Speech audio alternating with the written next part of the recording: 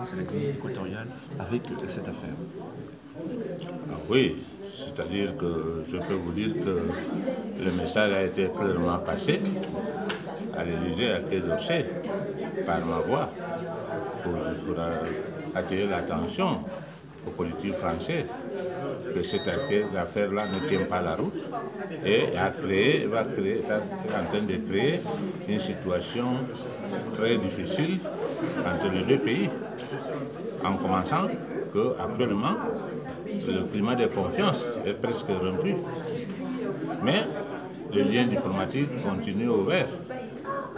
Nous faisons un effort pour que cette affaire ne puisse pas nous entraîner un peu plus loin. Et ça dépendait aussi aujourd'hui de la décision que la justice française devait prendre. Et je ne peux pas vous cacher. S'il y avait eu une condamnation ferme, on allait faire une autre lecture que celle que nous sommes en train de faire aujourd'hui.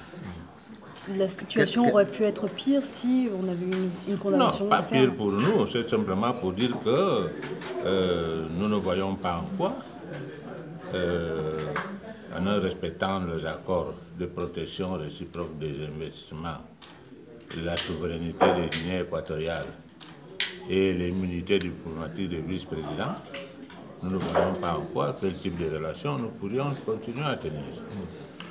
Quel sentiment domine chez vous aujourd'hui? Un soulagement ou quelque chose d'autre?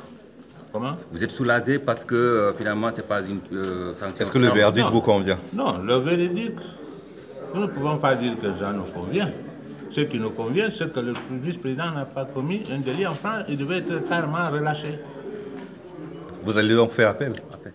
Nous allons faire appel. Nous continuerons le combat parce qu'on ne peut pas laisser des ONG verrouilles confisquer les relations bilatérales entre les États africains.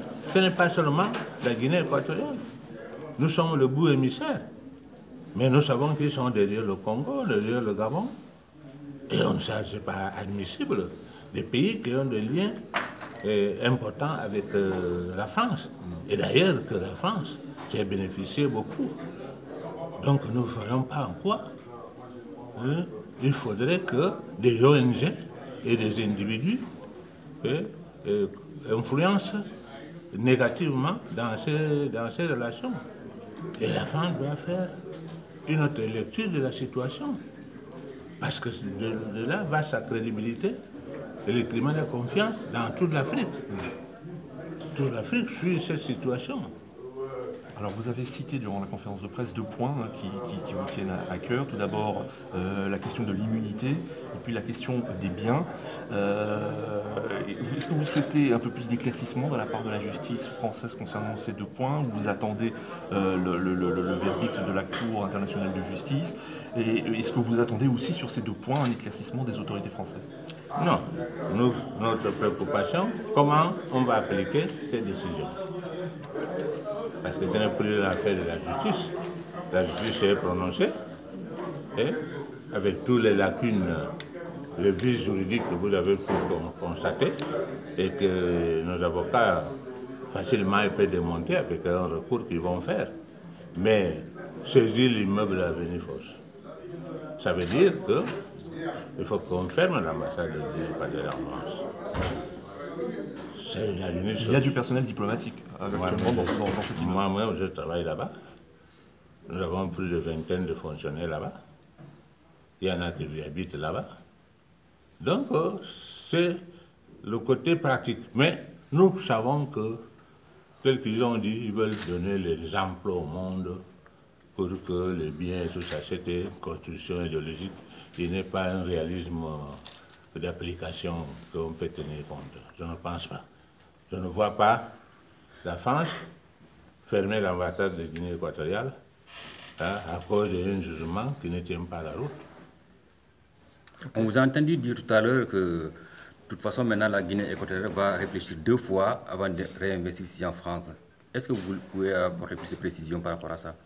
Non, c'est pas dire que si tout ce que nous pouvons faire ici va être considéré comme bien mal acquis. C'est-à-dire qu'il faut rompre, il faut combattre cette idéologie. c'est une idéologie, je ne veux pas dire raciste, mais c'est une idéologie de malhonnêteté qu'il faut combattre. La France a le droit d'investir en Afrique, d'exploiter en Afrique, et les Africains n'ont pas le droit de venir investir en France. Est-ce que les Africains, nous devons admettre ça? Parce que M. Boudon va dire que c'est bien mal acquis. Parce que la justice va dire que c'est bien mal acquis. Je crois que même les autorités françaises ne peuvent pas se soumettre à ce type de comportement. C'est-à-dire que cette affaire est tellement mal tombée à tout le monde qu'il faut s'en sortir de ça. Quand le tribunal, tout à l'heure, dit que son jugement est un avertissement, comment est-ce que vous interprétez ce mot-là? Quel compétent le tribunal de parler de l'avertissement par rapport à quoi? Nous disons que nous avons créé un immeuble ici, qui a été acheté légalement. C'est un avertissement par rapport à qui? S'ils veulent combattre tout la vie, nous avons aussi des avertissements à faire. Il n'y a pas des intérêts français en Afrique. Est-ce que c'est ça que veut le tribunal? Que les intérêts de France aussi soient, les Français ou de France soient aussi questionnés?